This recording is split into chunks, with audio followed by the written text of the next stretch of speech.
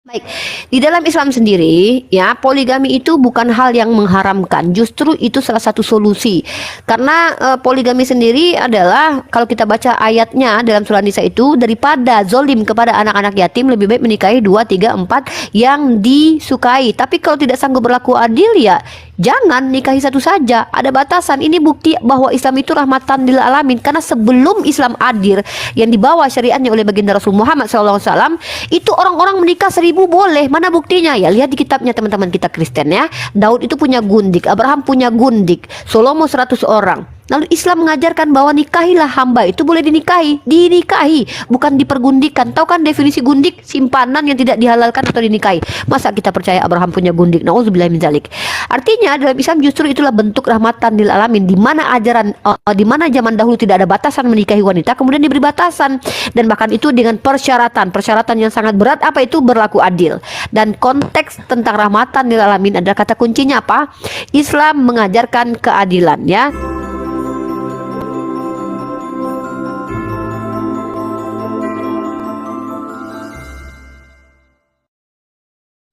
Puji Tuhan, Shalom, Assalamualaikum warahmatullahi wabarakatuh. Om Swastiastu, Namo Buddhaya, salam kebajikan, dan salam cinta damai dari saya, Perianto Zamasi. Nah, teman-teman, Bapak Ibu, saudara-saudari, manapun berada pada kesempatan siang hari ini, pada video saya kali ini saya akan bagikan kepada kita semua bagaimana ketika seorang Rifa, ya, yang dari saudara kita Muslim yang menjabarkan soal rahmatan lil alamin, dan dia membahas soal poligami juga sesuai dengan pertanyaan yang disampaikan oleh penanya yang dari Kristen. Dan beliau mengatakan bahwa poligami itu adalah bukanlah sesuatu yang haram untuk saudara kita yang beragama Islam, tetapi justru poligami itu adalah sebuah solusi, ya. Bahkan itu justru dianjurkan kalau misalnya seseorang bisa berlaku adil kepada istri-istrinya, teman-teman, ya. Bagaimana selanjutnya? Mari kita ikuti saja apa yang dijabarkan oleh seorang Rifa, saudara kita ini. Ini dia videonya.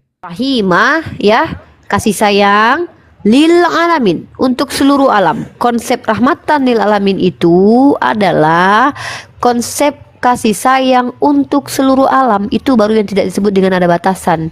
Secara tertulis saja konsepnya untuk seluruh alam terkecuali. Nah, kemudian bagaimana konsepnya yang Unirifa pahami? Seperti yang tadi sudah saya jabarkan, kata kuncinya adalah adil. Bersikap adil. Jadi itu kata kuncinya. Baik, saya akan paparkan beberapa dalil Al-Quran terkait tentang rahmatan lil alamin versi Islam, ya. Oke, bahkan kalau tentang manusia sudah banyak sekali. Saya akan membawa ke hal yang lebih betul-betul rahmatan lil alamin. Saya akan bacakan surah Al-Maidah, ya, surah Al-Maidah. Hai orang-orang beriman, ini ayat kedua, ya. Hai ayat orang-orang beriman, janganlah kamu melanggar syiar Allah, dan jangan melanggar kehormatan bulan haram. Jangan mengganggu binatang-binatang dan juga binatang-binatang untuk kurban. Binatang saja tidak boleh diganggu, apalagi manusia. Kemudian ini namanya rahmatan lil alamin, ya. Kemudian kalau kita merujuk kepada hadis, ya. Oke. Nabi melarang banyak sekali untuk memotong pohon. Nah, tadi hewan, sekarang pohon. Ini pada kondisi perang saja kita tidak boleh memotong.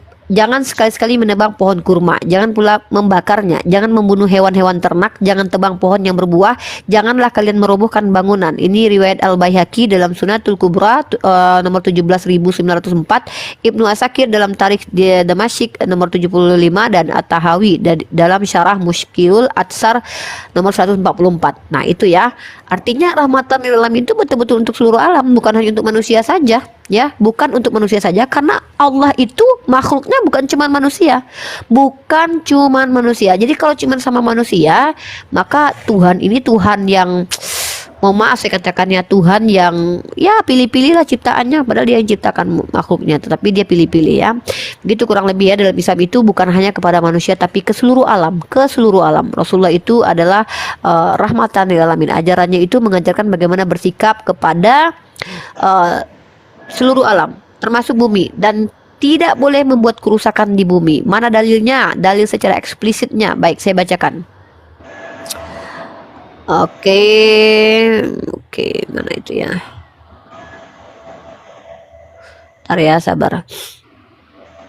Nah, Ini dalil kepada alam ya, untuk berbuat adil kepada alam ya. Dan jika dikatakan kepada mereka, janganlah kamu membuat kerusakan di muka bumi ini, jawab mereka, sesungguhnya kami ini berbuat kebaikan. Ini Allah menyindir orang-orang kafir ya, orang-orang fasik, orang-orang munafik, yang mana mereka termasuk pada orang-orang yang membuat kerusakan. Dan jangan nih, dalam surah Al-A'raf ayat ke-56, janganlah kamu membuat kerusakan di bumi ini sesudah Allah memperbaikinya, dan berdoalah kepadanya dengan rasa takut dan dengan penuh harap, sesungguhnya rahmat Allah amat dekat kepada orang-orang berbuat baik. Bayangkan, eksplisit tidak boleh membuat kerusakan di bumi. Ini yang disebut dengan rahmatan lil alamin. Alam, seluruh alam, bukan cuma manusia saja ya. Itu apalagi manusia ya kan, gitu. Nah, oke. Saya akan naikkan, tolong yang naik ke atas adalah teman-teman Kristen. Please ya. Karena di sini muslim sudah cukup banyak ya. Silakan yang naik teman-teman Kristen. Please dan please. Bang Bagas, muslim atau non muslim Bang Bagas? Saya sama dengan itu tadi. 2 tahun yang lalu itu saya dibaptis. Oke. Sekarang masih? Tapi saya masih ngerasa muslim. Merasa muslim tapi sudah dibaptis. Oke, standby ya. Bang Didik Wijaya, muslim atau non muslim?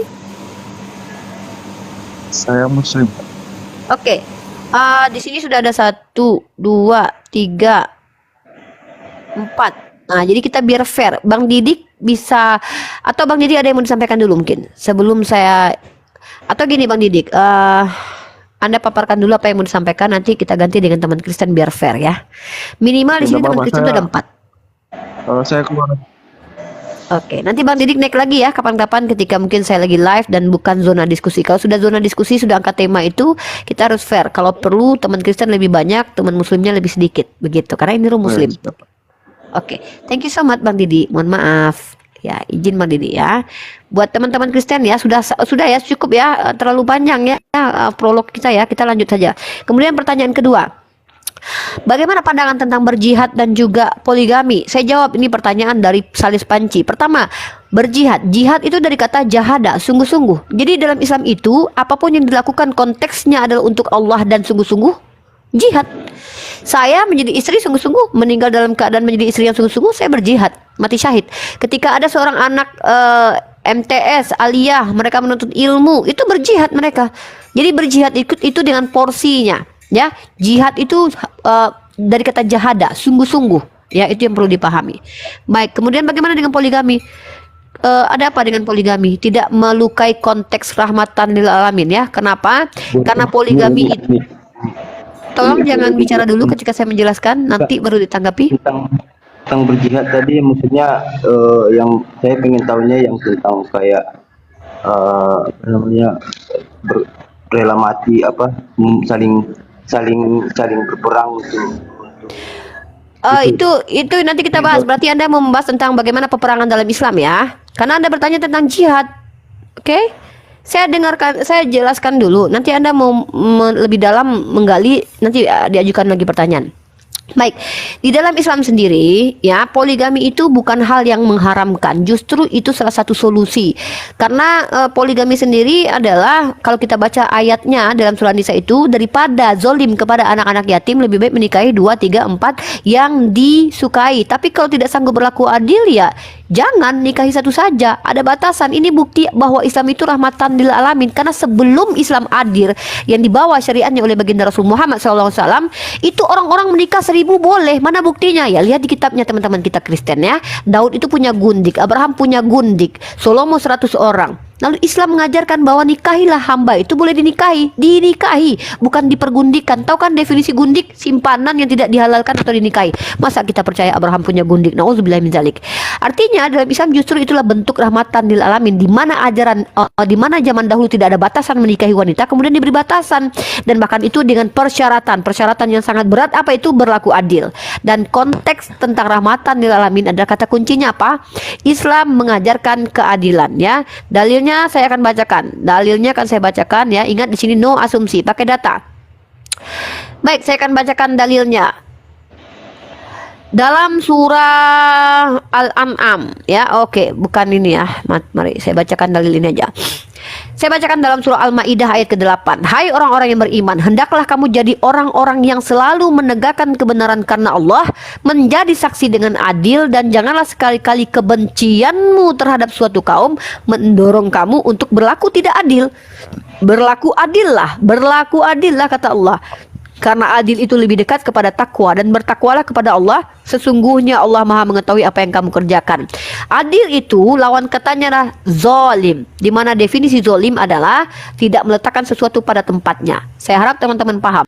Oke, jadi kita sudah mendengarkan ya teman-temannya apa yang tadi disampaikan oleh Rifa ini, dan beliau dengan tegas mengatakan bahwa poligami tidaklah haram untuk saudara kita muslim, malah ini adalah sebuah bentuk solusi ya dari saudara-saudara kita sesuai dengan ajaran agama mereka tentunya. Seperti apa dalil yang juga tadi disampaikan oleh Rifa. Bahkan dia mengatakan poligami itu sebenarnya juga ada di dalam kekristenan, sampai dia juga mengatakan bahwa coba lihat bagaimana kitab Kristen juga ya, di mana di sana ada Abraham yang juga berpoligami, ada Salomo, ada Daud dan sebagainya. Saya mau sampaikan ya bahwa jelas kekristenan tidak mengajarkan poligami itu adalah sebuah hal yang halal atau diperbolehkan. Tidak.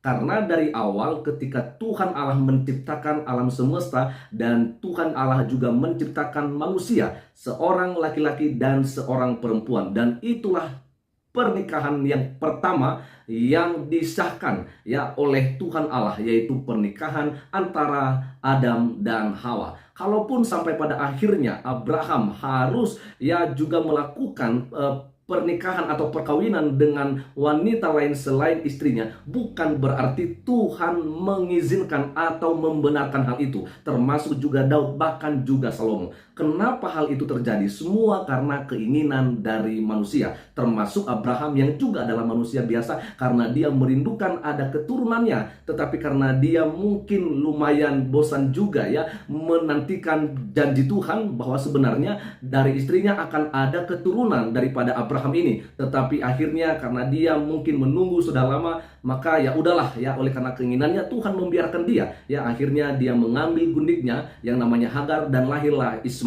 Tapi pada akhirnya kepada Sarah juga dilahirkanlah anak perjanjian yang namanya adalah Ishak. Jadi sama dengan Daud, Salomo, dan siapapun juga orang Kristen sampai saat ini, kalaupun ada yang mungkin lebih dari satu istrinya, bisa mungkin 2, 3 dan seterusnya, semuanya saya mau sampaikan itu benar-benar tidak dibenarkan oleh firman Tuhan. Oke, jadi jangan Anda mau menyamakan, karena kalau mungkin di ajaran agama Anda itu boleh, tetapi bagi orang Kristen yang namanya poligami tidaklah diperbolehkan. Oke, selamat siang. Tuhan Yesus memberkati kita semua. Shalom. Assalamualaikum warahmatullahi wabarakatuh. Om Swastiastu, Namo Buddhaya, salam kebajikan, dan salam cinta damai dari saya, Perianto Sesamasi.